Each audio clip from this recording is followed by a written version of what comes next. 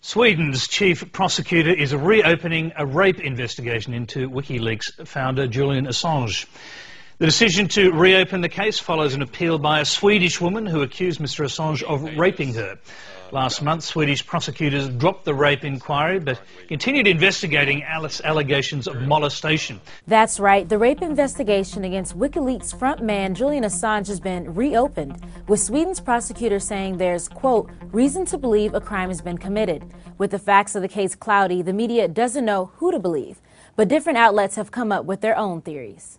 We're analyzing perspectives from Reason, Gawker, CNN, and Newsweek. Assange says the charges against him are part of a smear campaign in retaliation to WikiLeaks' release of top-secret Afghan war documents in July. But a writer for Reason magazine doubts that assertion. He points to Assange's accuser, who originally filed a complaint against him for refusing to wear a condom during sex.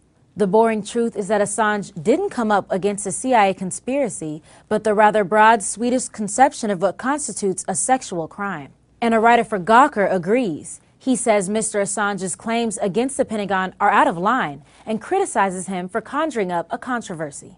Assange is brilliant, and brilliant people don't learn of rape charges against them and think, was it the Pentagon or those two chicks I was banging? And choose the former.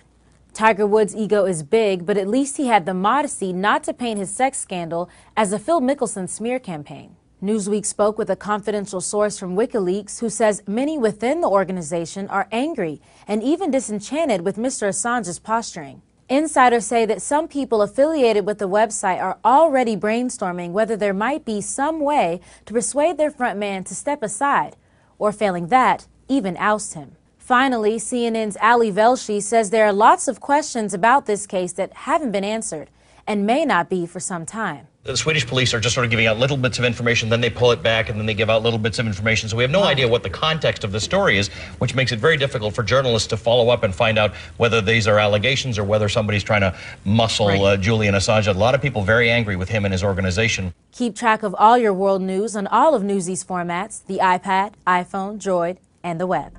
I'm Alex Holly for Newsy.com. Multiple sources, the real story.